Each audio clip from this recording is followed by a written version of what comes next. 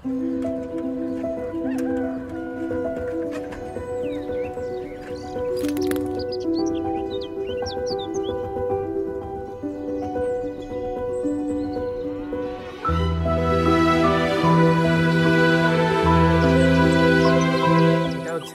নানা বাড়ি। তেমন আগের মতো আর আসা হয় না, সেই লাস্ট 2019 সালে এসে মনে হয় প্রপারলি থাকছিলাম। তো এখানে অসংখ্য স্মৃতি জড়িত আমার ছোটবেলার। আমার নানি আপু এই বাড়িটা অনেক কষ্টে তিলে তিলে গড়ে তুলছেন।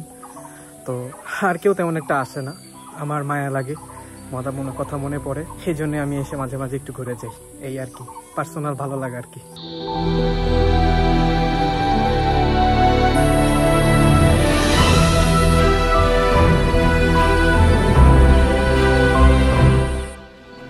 আমার নানি আপু আমাকে অনেক ভালোবাসতেন, খুবই আদর করতেন আমাকে। ছোটোবেলায় মোটামুটি আমি তার যতগুলো নাতি, মানে আমার সাথে আমার মামাতো ভাই ছিল, তো আমি তার পাশে সবসময় থাকতাম বা তার কাছেই থাকতাম, এজন্য আমার আদরটা ছিল একটু বেশি।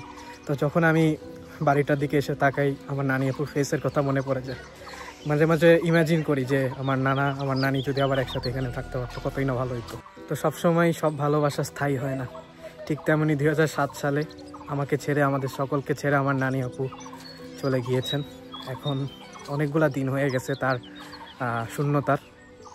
আমার নানা বেঁচে আছেন, বর্তমানে ঢাকা খিলগাঁতে থাকেন। সবাই আমার নানার জন্য দোয়া করবেন, আমার নানির জন্য দোয়া করবেন, যিনি আল্লাহ তাআলা তাকে জান্নাতবাসী করেন।